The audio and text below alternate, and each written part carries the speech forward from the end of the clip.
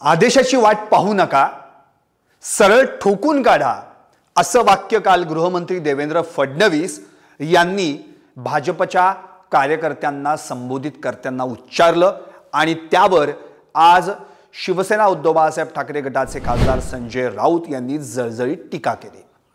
संजय राऊतांनी थेट देवेंद्र फडणवीसांवर हल्लाबोल केला। तुम्ही तर गृहमंत्री आणि तुम्ही एका गुंडाची भाषा वापरता, सरळ ठोकशाईची भाषा वापरता, महाविकास आघाडीच्या लोकांना ठोकून काढण्याची भाषा वापरता। ही भाषा तुम्हाला शोभत नाही। खरं तर येणाऱ्या विधानसभेला देवेंद्र फडणवीस यांचा पराभव होणार आहे। देवेंद्र फडणवीस आणि अमित शहा या दोन्ही गृहमंत्र्यांनी राजीनामा द्यावा, असं देखील संजय राऊत यांनी म्हटलं।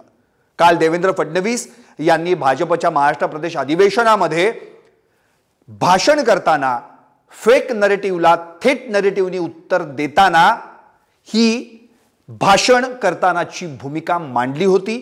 त्यांनी थेट आदेश कसला पाहताय, आदेशाची वाट कसली पाहताय, सरळ ठोकून काढा, पण बोलताना हिट विकेट होऊ नका, असं देखील म्हटलं होतं। आणि त्याच वाक्यावर संजय राऊतांनी आज फडणवीसांवर ही टीका केली।